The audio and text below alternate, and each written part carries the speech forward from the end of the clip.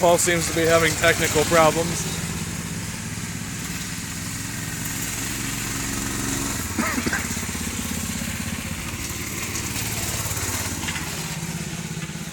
Yeah, I think my racing slick rear tire really came into play there.